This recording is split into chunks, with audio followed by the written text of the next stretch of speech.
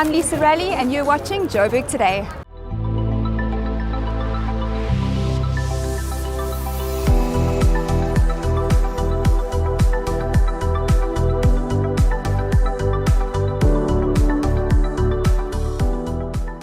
The festive season might not be so festive for many South Africans planning to travel abroad with the implementation of a new travel ban. But how will this travel ban affect the travel agency industry? We ask an industry expert. I don't think that anyone was properly prepared, and I say this beyond our own industry. Let's just say that globally, anyone was really properly prepared on how to deal and manage a pandemic. I would suggest that based on the decisions made over the Friday, Saturday, and Sunday of this past weekend is indicative that particularly governments still haven't learned enough lessons. And knee-jerk reactions and responses like implementing travel bans when we fully know that this variant, like any other, has and will already spread its way across the globe is just immensely frustrating. Beyond that, I think that we have, as a result of the experiences we've seen in the past 2 years, recognized that the value chain needs to work in a very collaborative and cooperative manner. There is nothing worse than being in a scenario where some of the stakeholders or some of the players in that value chain decide to go rogue or don't follow an existing pattern in order to try to protect the cash in the businesses as well as the flow of that money. Keep in mind that when a travel agent makes a booking, after that there are multiple suppliers in the loop. It could be tour operators, it could be hotels, resorts, airlines, etc., etc. So many lessons were learned with regards to how to manage people's expectations around rescheduling and cancelling bookings. We got a new healthy understanding of insurance and what it does and doesn't cover. So that wasn't fun. And so too, I think the need to make very quick and rapid decisions in order to ensure the survival of these businesses. And we discovered that cash is king. And the longer we could extend the runway in order to ensure that the businesses were still existing are, in my mind, probably some of the most critical lessons that we've learned over the past sort of 24 months.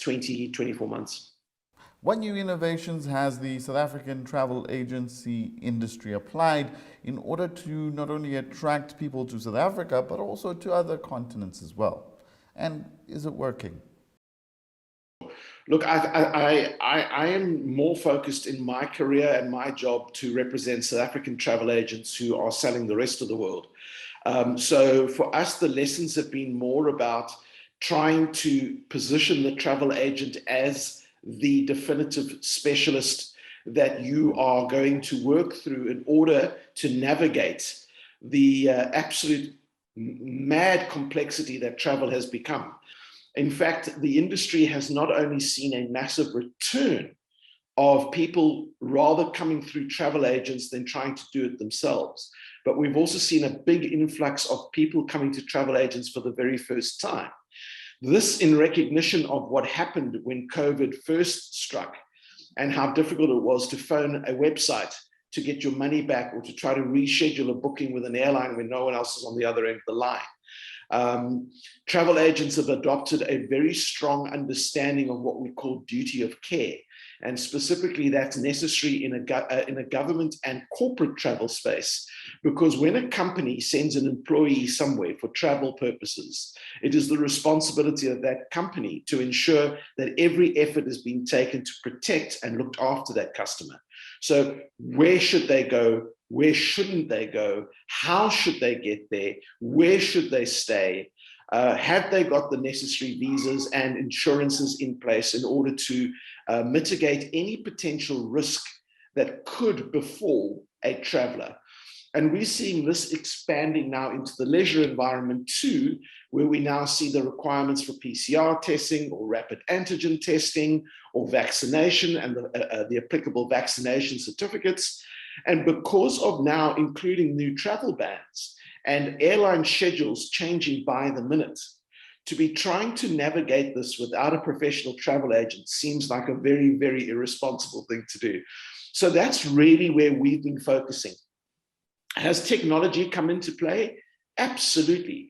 Increasingly, we've been investing in areas of technology that further minimizes any actual contact, which simplifies the booking process, but also ensures that there's the ability for the travel advisor to contact and engage and stay in communication with the traveler throughout the journey as well.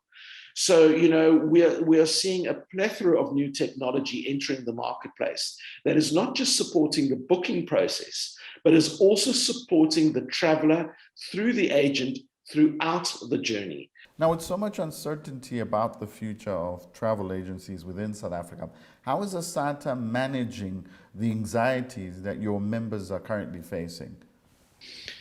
Yeah, I'm currently looking to put together some sort of a statement, which I am going to be hopefully able to share with my members shortly, in the hope that I can encourage them and just let them know that they're not alone in this process.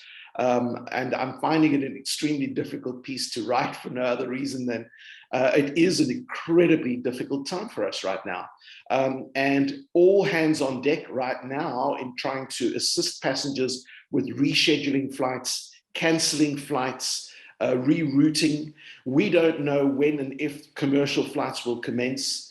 As a replacement, will there be repatriation flights? How will those work? How do we book them? So right now, Leroy, there's more questions than answers, I'm afraid. But we are on top of it, and we have teams of people within all of my members' agencies that are working tirelessly to support the customers.